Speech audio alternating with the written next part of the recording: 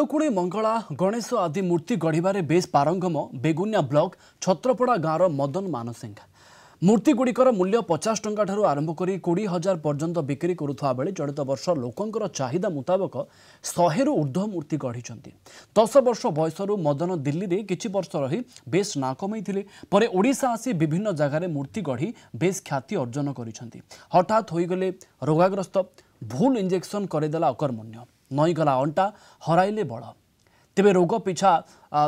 घरर सर्वस्व हराई बेले एबे निज पई घर खंडी भी करि पारि नाहंती। भंगा दोदरा जरी पाल तली तांकर जीवन बीतुछि। मु बहुत पिला दिनु काम करी आसलानी 10 वर्ष ठू आरंभ कलानी रही जाई दिल्ली रही दिल्ली आसिली दिल्ली आसिकी दिल्ली भी ना कमेथली देह खराब पेला गली मेडिकल को जे मेडिकल रे भूल इंजेक्शन रे मोर अंटा डैमेज हेला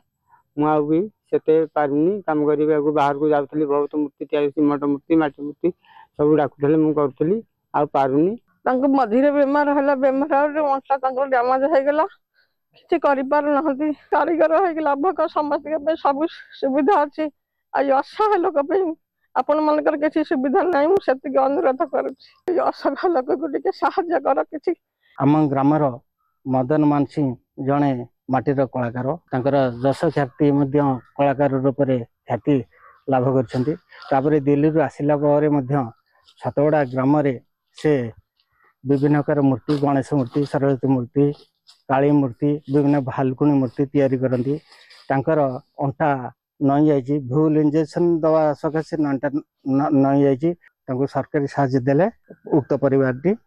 लाभवान हो पार।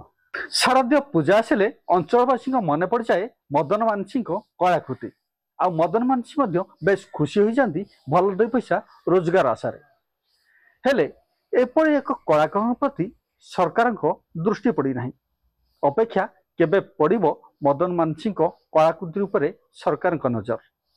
बेगुनियारू दुर्गा प्रसाद दास के न्यूज ओडिशा समय सरी गाँ लाइव।